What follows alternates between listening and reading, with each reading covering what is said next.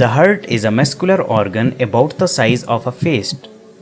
It is located just behind and slightly left of the breastbone named sternum.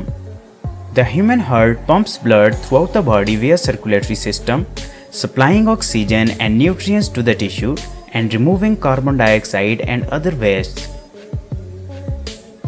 The heart consists of 4 chambers.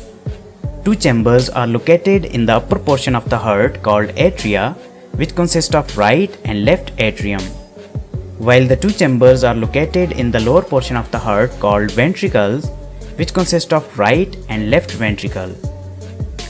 The right atrium receives deoxygenated blood from the veins and pumps it to the right ventricle. The right ventricle receives that blood from the right atrium and pumps it to the lungs, where it is loaded with oxygen. As the blood is now oxygenated, the left atrium receives that oxygenated blood from the lungs and pumps it to the left ventricle. The left ventricle pumps oxygen-rich blood to the rest of the body. Each chamber of the heart is separated by valves that only permit blood to flow in one direction. The tricuspid valve is located between the right atrium and right ventricle, and it opens due to a buildup of pressure in the right atrium.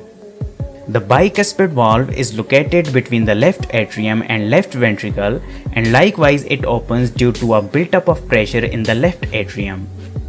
The semilunar valves stop the backflow of blood into the heart. There is a semilunar valve where the aorta leaves the left ventricle, and another valve where the pulmonary artery leaves the right ventricle. The right and left hand side of the heart is separated by muscular wall called septum.